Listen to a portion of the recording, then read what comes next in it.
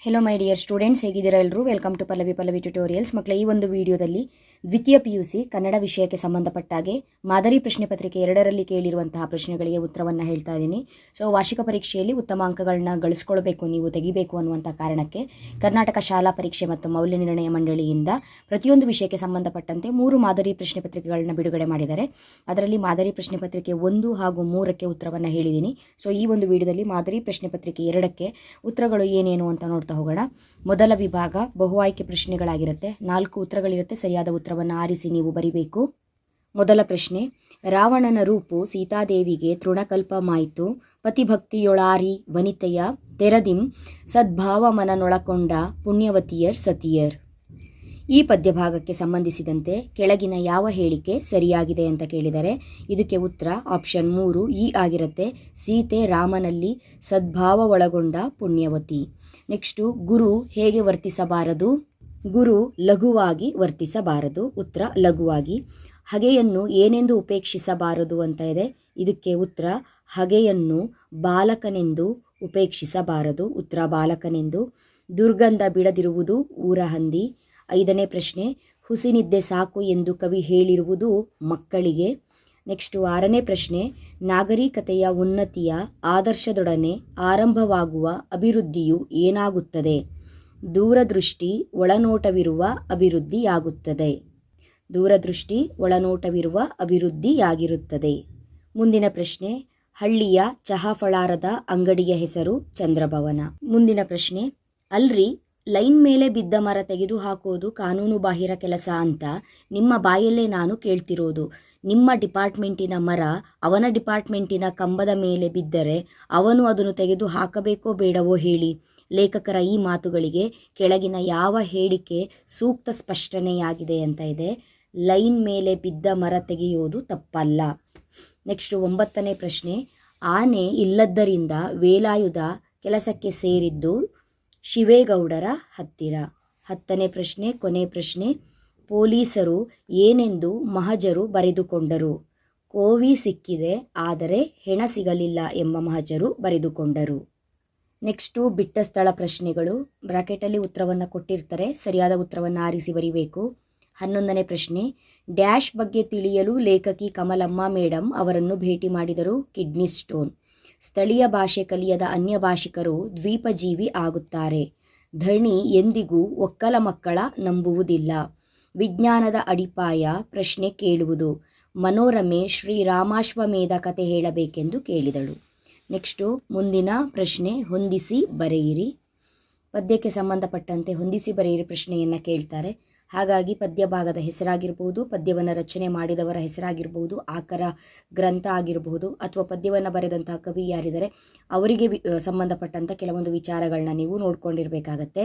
ಇಲ್ಲಿ ಮೊದಲ ಪ್ರಶ್ನೆ: ಕುಮಾರವ್ಯಾಸ ಇನ್ನೂ ಹುಟ್ಟದೇ ಇರಲಿ ನಾರಿಯರೆನ್ನವಲು, ಜಾಲಿಯ ಮರದಂತೆ ಪುರಂದರದಾಸರು, ಒಂದು ಹೂ ಹೆಚ್ಚಿಗೆ ಇಡುತ್ತೀನಿ ಲಲಿತಾ ಸಿದ್ದಬಸವಯ್ಯ, ಚಿಟ್ಟೆ ಮತ್ತು ಜೀವಯಾನ, ಹತ್ತಿ ಚಿತ್ತ ಮತ್ತು ಒಮ್ಮೆ ನಗುತ್ತೇವೆ ಸುಕನ್ಯಾ ಮಾರುತಿ.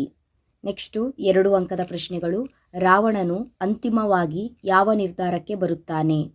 ರಾವಣನು ಅಂತಿಮವಾಗಿ ಯುದ್ಧದಲ್ಲಿ 2 ಸೈನ್ಯವು ಹೊಗಳುವಂತೆ ಹೋರಾಡಿ ಕೊನೆಗೆ ರಾಮ ಲಕ್ಷ್ಮಣರನ್ನು ವಿರತರನ್ನಾಗಿ ಮಾಡಿ ಸೆರೆ ಹಿಡಿದು ತಂದು ಅನಂತರ ಸೀತೆಯನ್ನು ರಾಮನಿಗೆ ಒಪ್ಪಿಸುತ್ತೇನೆಂಬ ನಿರ್ಧಾರಕ್ಕೆ ಬರುತ್ತಾನೆ. ಉಳಿದ 4 ಪಾಂಡವರ ಭಿನ್ನ ಸ್ವಭಾವಗಳ ಬಗ್ಗೆ ದ್ರೌಪದಿಯ ಅಭಿಪ್ರಾಯವೇನು?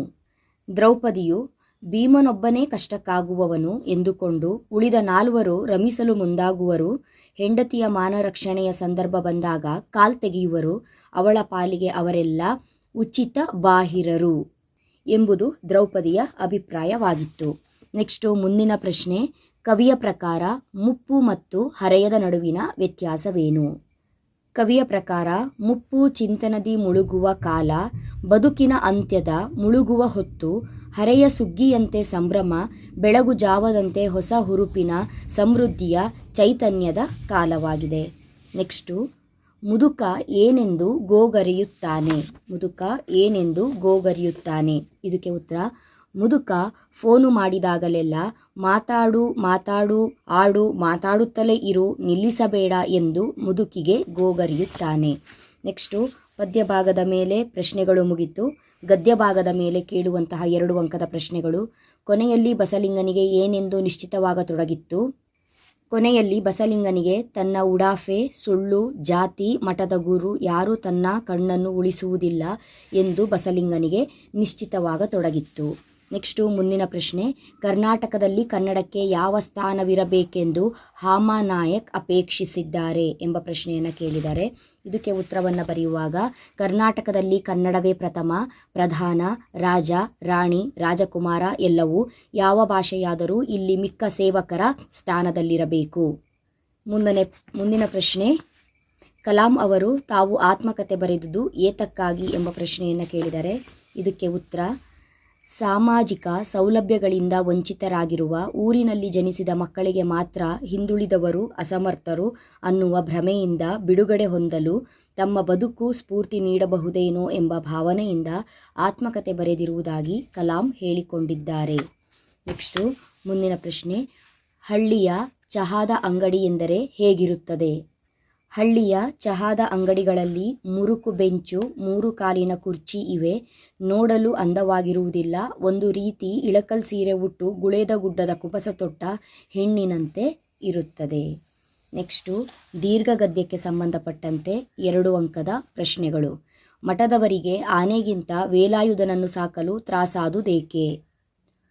ಜಗದ್ಗುರುಗಳನ್ನು ಹೊರುವ ಕೆಲಸ ತಪ್ಪಿದ ಮೇಲೆ ಆನೆಗಿಂತ ಮಾವುತನಾದ ವೇಲಾಯುಧನನ್ನು ಸಾಕುವುದು ಮಠದವರಿಗೆ ತ್ರಾಸವಾಯಿತು. ಏಕೆಂದರೆ 24 ಗಂಟೆಯೂ ಕುಡಿದೇ ಇರುತ್ತಿದ್ದ ವೇಲಾಯುಧ ಮಠದ ಸಾತ್ವಿಕ ವಾತಾವರಣಕ್ಕೆ ದೊಡ್ಡ ತಲೆನೋವಾಗಿದ್ದ. ನೆಕ್ಸ್ಟು 2ನೇ ಪ್ರಶ್ನೆ. ಫಾರೆಸ್ಟ್ ಡಿಪಾರ್ಟ್ಮೆಂಟಿನ ನಂಬರ್ 1 ಎನಿಮಿಗಳು ಯಾರು?